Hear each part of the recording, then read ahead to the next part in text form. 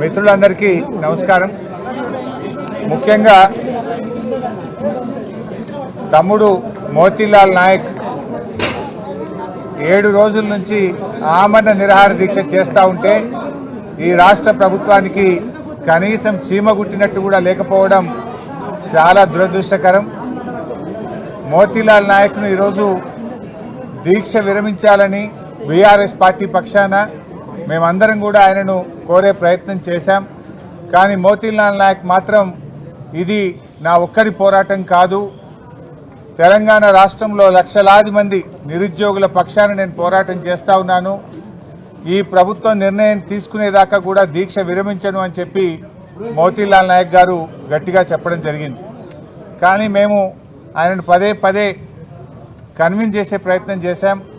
అందరం మీ వెంట ఉంటాం, కలిసి పోరాడదాం, ప్రాణం ముఖ్యం, తల్లిదండ్రులు నీకు లేరు, తండ్రి లేడు, తండ్రి లేని పిల్లడు, నీకు అనేక బాధ్యతలు ఉన్నాయి, దీక్ష విరమించాలని చెప్పి మేము చాలా రకాలుగా మోతీలాల్ నాయక్ను కన్విన్స్ చేసే ప్రయత్నం చేశాం. ఈరోజు ఈ ప్రభుత్వం ఎట్లా తయారైందంటే మొద్దు నిద్రపోతూ ఉంది.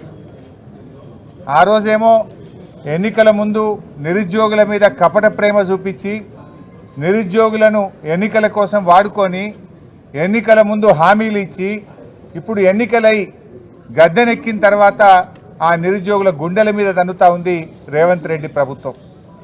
ఓడదాటేదాకా ఓడమల్లప్ప, ఓడదాటినాక బోడమల్లప్ప లెక్క నేటి కాంగ్రెస్ ప్రభుత్వం ఈ పార్టీ యొక్క పరిస్థితి తయారైంది. ఆనాడు నిరుద్యోగుల కోసం మరి ప్రొఫెసర్ కోదండరామ్ గారు కానీ, అదేవిధంగా రియాజ్ కానీ, బల్మూరి వెంకట్ కానీ, మురళీ గారు కానీ, రేవంత్ రెడ్డి గారు, బట్టి విక్రమార్క గారు, వీళ్ళందరూ అశోక్ నగర్లో కోచింగ్ సెంటర్ల చుట్టూ తిరిగారు, బస్సు యాత్రలు చేపించారు. రాహుల్ గాంధీ గారిని కూడా అశోక్ నగర్కి తెచ్చి మాటలు ఇప్పించారు, ప్రామిస్ చేపించారు నిరుద్యోగులకు. మరి ఏమైపోయింది? ఇలా మీకు మాత్రం ఉద్యోగాలు వచ్చినాయి, నిరుద్యోగులకు ఉద్యోగాలు రాలేదు. రేవంత్ రెడ్డికి ఉద్యోగం వచ్చింది, కోదండరామ్ గారికి ఉద్యోగం వస్తూ ఉన్నది, రియాజ్ గారికి ఉద్యోగం వచ్చింది, వెంకట్కు ఉద్యోగం వచ్చింది, మీకు ఉద్యోగాలు వచ్చినాయి, మల్లన్న గారికి వచ్చింది. కానీ నిరుద్యోగ యువతకు మాత్రం ఉద్యోగాలు రాలేదు. ఎందుకు మీ గొంతులు మూగబోయినాయని నేను అడుగుతా ఉన్నా.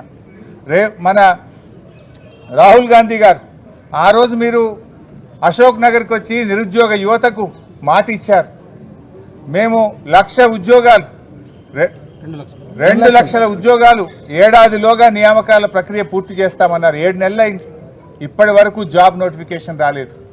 మేము జాబ్ క్యాలెండర్ ఇస్తామని చెప్పారు, 2 లక్షల ఉద్యోగాలు సంవత్సరంలోగా నింపుతామని చెప్పి ఇవాళ 7 నెలలైనా జాబ్ క్యాలెండర్కు అతిగతి లేదు.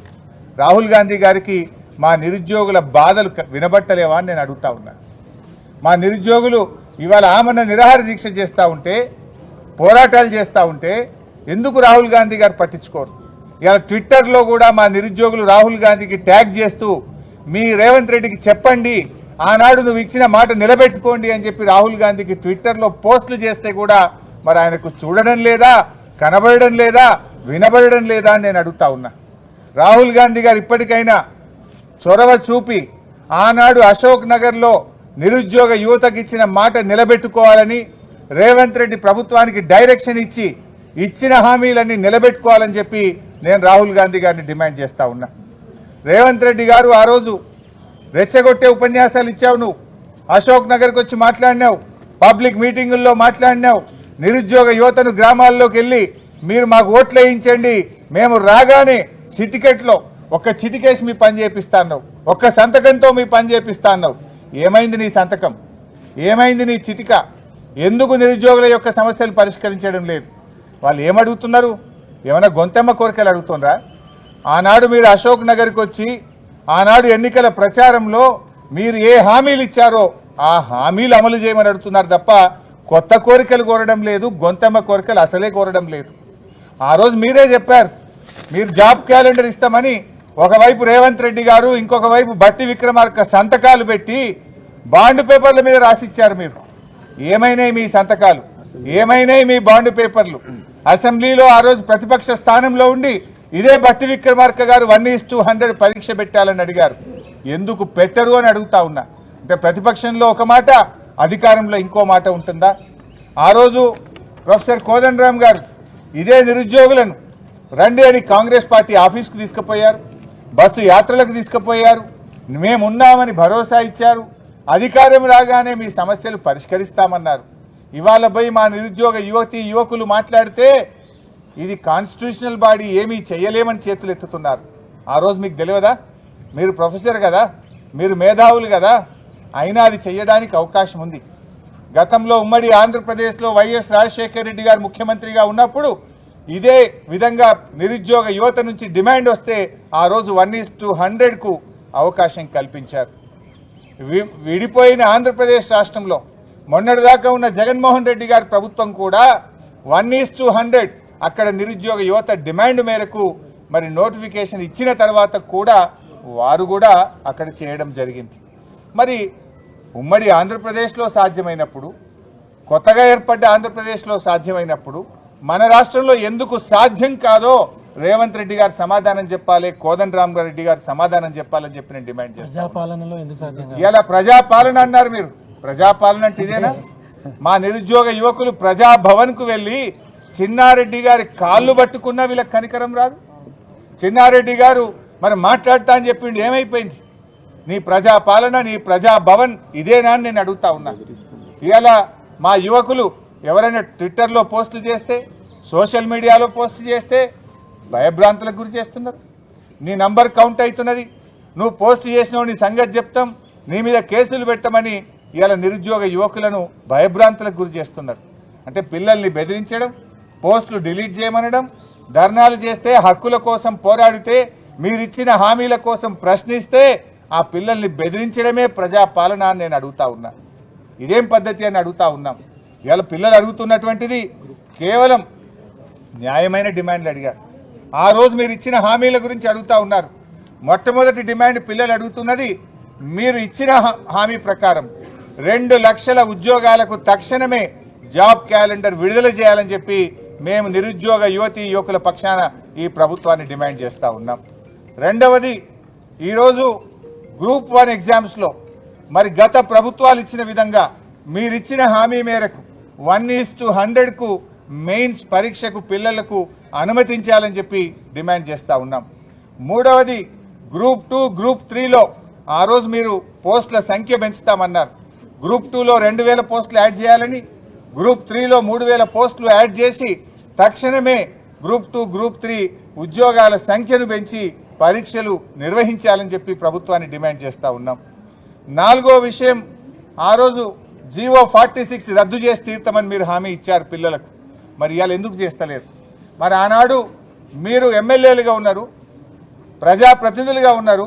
ఆ రోజు జీవో 46 రద్దు చేస్తాం మా ప్రభుత్వం రాగానే అన్నారు. ఇవాళ ఎందుకు చేయడం లేదు? 7 నెలలైనా జీవో 46 గురించి ఎందుకు నోరు మెదపడం లేదు? ఇచ్చిన హామీ నిలబెట్టుకోవాలని చెప్పి కాంగ్రెస్ ప్రభుత్వాన్ని నేను డిమాండ్ చేస్తూ ఉన్నా. అదేవిధంగా డిఎస్సి మీద ఆ రోజు 25,000 ఉపాధ్యాయ ఉద్యోగాలు ఖాళీగా ఉన్నాయి. మేము రాగానే 25,000 ఉపాధ్యాయ ఉద్యోగాలతో మెగా డిఎస్సికి నోటిఫికేషన్ ఇస్తామన్నారు. ఎందుకు మరి 11,000 ఇచ్చారు? ఇచ్చిన మాట ప్రకారంగా మరో 14,000 ఉద్యోగాలు పెంచి ఆ 25,000 ఉద్యోగాలు ఉపాధ్యాయ ఉద్యోగాలను భర్తీ చేయాలని చెప్పి నేను ప్రభుత్వాన్ని డిమాండ్ చేస్తూ ఉన్నా. ఇవాళ వాస్తవానికి ప్రైమరీ స్కూళ్ళలో టీచర్లు లేరు. ఈ మధ్య స్కూల్ అసిస్టెంట్లుగా 9,000 మంది ఉపాధ్యాయులకు ప్రమోషన్లు ఇస్తే చాలా స్కూళ్ళల్లో టీచర్లు లేని పరిస్థితి ఉన్నది. ప్రైమరీ స్కూళ్ళల్లో అనేక చోట్ల టీచర్లు లేరు, ఖాళీలు ఉన్నాయి. తక్షణమే ఆ ఖాళీలను లెక్క చేసి ఈ ఉద్యోగాల సంఖ్యను 25,000కు పెంచి మెగా డిఎస్సి 25,000 ఉద్యోగాలతో నింపాలని చెప్పి ఆ డిఎస్సి పిల్లల పక్షాన మేము డిమాండ్ చేస్తూ ఉన్నాం. నిరుద్యోగ భృతి అన్నావు, రాగానే 4,000 రూపాయలు నిరుద్యోగ భృతి ఇస్తా అన్నావు. ఏమైంది నిరుద్యోగ భృతి? ఎందుకు మాట్లాడతలేవు? రాహుల్ గాంధీ గారు ఎందుకు నిరుద్యోగ భృతి ఇవ్వమని రేవంత్ రెడ్డి గారికి చెప్పడం లేదు అని నేను అడుగుతా ఉన్నా. మొన్న వచ్చి రాహుల్ గాంధీ గారు 6 గ్యారంటీల్లో 5 అమలైపోయినాయని ఎన్నికల్లో ప్రచారం చేశాడు. ఎక్కడైనా ఒకసారి రివ్యూ చేయండి. నిరుద్యోగ భృతి ఎక్కడొచ్చిందో చెప్పండి. తక్షణమే ఈ రాష్ట్రంలో ఉండే నిరుద్యోగ యువకులకు ఇచ్చిన హామీ ప్రకారంగా 4,000 నిరుద్యోగ భృతి ఇవ్వాలని మేము డిమాండ్ చేస్తూ ఉన్నాం. ఇలా తమ్ముడు మోతీలాల్ ఆరోగ్యం బాగా క్షీణిస్తూ ఉంది, కిడ్నీలో నొప్పి వస్తూ ఉంది అంటున్నారు, ఛాతీలో నొప్పి వస్తూ ఉందని తమ్ముడు చెప్తా ఉన్నాడు. ఒకవేళ మోతీలాల్ ఆరోగ్యానికి ఏదైనా జరిగితే ఈ ప్రభుత్వమే బాధ్యత వహించాలని చెప్పి కూడా నేను హెచ్చరిస్తా ఉన్నా. ఇన్ని రోజులైనా 7 రోజుల నుంచి నిరాహార దీక్ష చేస్తే ప్రభుత్వం నుంచి ఎందుకు మంత్రులు మాట్లాడారు? ఎందుకు ముఖ్యమంత్రి గారు స్పందించారు? ఏమైంది? ఆనాడు ఉద్యమాలని చెప్పి ఈ పిల్లల్ని ఎన్నికల్లో వాడుకున్నటువంటి మేధావులు నాయకులు ఇవాళ ఎక్కడ పోయిందో అని నేను అడుగుతా ఉన్నా. మోతీలాల్ ఆరోగ్యం మీకు పట్టదా? మోతీలాల్కి ఏదైనా జరిగితే ఎవరు బాధ్యత వహించాలి? ఎందుకు మీరు ప్రభుత్వం తరఫున కనీసం వచ్చి ఈ యువతులతో చర్చలు జరిపి వాళ్ళ న్యాయమైన కోరికలను ఎందుకు పరిష్కరించరు అని నేను అడుగుతా ఉన్నా. ఇప్పటికైనా ముఖ్యమంత్రి గారు స్వయంగా వచ్చి మోతీలాల్ నాయక్తో మీరు మాట్లాడాలి, వాళ్ళ సమస్యలు పరిష్కరించండి. వాళ్ళు అడుగుతున్నాయి న్యాయబద్ధమైనటువంటివి. మీరు ఆనాడు హామీలు ఇచ్చినే. నేను అడుగుతా ఉన్నా, రాహుల్ గాంధీ గారు మీరే కదా ఆనాడు అశోక్ నగర్ లైబ్రరీకి వచ్చింది. అశోక్ నగర్ లైబ్రరీకి వచ్చి ఆ రోజు మీరు చాలా ప్రేమ ఒలకపోసినారు. నిరుద్యోగులకు ఎంతో మాట ఇచ్చారు, నమ్మబలికారు. మరి ఆనాడు అశోక్ నగర్ లైబ్రరీకి వచ్చి నిరుద్యోగుల ఓట్లు కావాలని నిరుద్యోగులను ఎన్నికల్లో వాడుకున్న రాహుల్ గాంధీ గారికి ఈరోజు కనీసం ఒక్క మాట రేవంత్ రెడ్డి గారికి చెప్పడానికి సమయం దొరకలేదా? ఈ నిరుద్యోగుల కష్టాలు మీకు వినబడతలేవా అని నేను అడుగుతా ఉన్నా. ఆనాడు మాత్రం మీరు తిరుగుతారు, అశోక్ నగర్ లైబ్రరీకి వస్తారు, ఛాయలు తాగుతారు, అశోక్ నగర్లో మన కోచింగ్ సెంటర్ల చుట్టూ తిరుగుతారు, జిల్లాలో లైబ్రరీల చుట్టూ తిరుగుతారు, బస్సులు ఇచ్చి బస్సు యాత్ర చేపించి ఓట్లు డబ్బలేయించుకుంటారు. ఇవాళ గద్దెనెక్కిన తర్వాత గుండెల మీద దంతరా? ఇదేనా మీ నీతి? ఇదేనా మీ ప్రభుత్వ పనితీరు? ప్రజాపాలన అంటే ఇదేనా? పిల్లల్ని బెదిరించడం, ఇచ్చిన హామీలు మర్చిపోవడం, ఎవరైనా ప్రశ్నిస్తే వాళ్ళ మీద అక్రమంగా కేసులు పెట్టడం. ఇవాళ దయచేసి ఇప్పటికైనా ఇవి మానుకోండి, ఇచ్చిన హామీలు నిలబెట్టుకోండి. తక్షణమే ముఖ్యమంత్రి గారు, ఈ రాష్ట్ర ప్రభుత్వం ఈ నిరుద్యోగ యువకులతో చర్చలు జరిపి ఇచ్చిన హామీలు అమలు చేయాలని చెప్పి మేము డిమాండ్ చేస్తూ ఉన్నాం. రేపు అసెంబ్లీ సమావేశాలు ఎప్పుడు ప్రారంభమైనా ఈ ప్రభుత్వం మీద ఒత్తిడి తెస్తాం, అసెంబ్లీని స్తంభింపజేస్తాం. నిరుద్యోగ యువకులకు ఇచ్చిన మాట నిలబెట్టుకునేదాకా ఎంతవరకైనా తెగించి బీఆర్ఎస్ పార్టీ ఈ నిరుద్యోగ యువకుల పక్షాన నిలబడుతుంది. వీళ్ళ న్యాయబద్ధమైన ఈ కోరికలు, ఈ హామీలు అమలయ్యేదాకా పూర్తి అండగా ఉంటాం. దయచేసి మీరు కూడా మరి దీక్ష విరమించాలని మోతీలాల్ నాయక్ గారిని ఈరోజు మీడియా పరంగా కూడా ఆయనకు విజ్ఞప్తి చేస్తూ ఉన్నా. లోపల కూడా దాదాపు 15 నిమిషాలు ఆయనను దీక్ష విరమించడానికి కన్విన్స్ చేసే ప్రయత్నం నేను కానీ, మా దేశపతి సీనన్న, లక్ష్మారెడ్డి ఎమ్మెల్యే గారు, రవీంద్ర నాయక్ ఎక్స్ఎమ్మెల్యే గారు, ఎర్రోళ్ళ శ్రీనివాస్ గారు, మా తమ్ముడు సీను అందరం కూడా ప్రయత్నం చేసినాం. కానీ ఆయన చాలా గట్టిగా, అన్న ఈ ప్రభుత్వం దిగాల్సిందే, న్యాయం జరగాల్సిందే, ఇది నా కోసం కాదు లక్షలాది మంది నిరుద్యోగుల కోసం నేను దీక్ష చేస్తున్నా అని చెప్పి ఆ తమ్ముడు చాలా గట్టిగా ఉన్నాడు. అందువల్ల తమ్మునికి ఏమైనా కాకముందే తక్షణమే ప్రభుత్వం స్పందించాలి, ముఖ్యమంత్రి దిగి రావాలి, ప్రభుత్వం చర్చలు జరపాలని చెప్పి కోరుతా ఉన్నా. పెద్దలు కోదండరామ్ సార్ కూడా నేను కోరుతా ఉన్నా, మీకు ఇవాళ ఎంతో గౌరవం ఉండే, మరి ఆ గౌరవాన్ని మీరు నిలబెట్టుకోండి. ఆ రోజు మీరు పిల్లల దగ్గరికి పోయారు, ఇవాళ పిల్లలు మీ ఇంటికి వస్తే కూడా మీరేమన్నారట, నాది పోస్ట్ మ్యాన్ జాబు అంటున్నారట. మీరు ఇది మీకు తగునా అని నేను అడుగుతా ఉన్నా. దయచేసి ప్రభుత్వం మీద ఒత్తిడి పెంచాలి, ఈ పిల్లల పక్షాన మీరు బాధ్యత తీసుకోవాలి. ఈ పిల్లల యొక్క న్యాయబద్ధమైన హక్కులు వాటిని ఈ ప్రభుత్వం చేత అమలు చేసే బాధ్యత పెద్దలు కోదండరామ్ గారు తీసుకోవాలని చెప్పి కూడా నేను మీడియా పరంగా వారికి కూడా విజ్ఞప్తి చేస్తా ఉన్నా.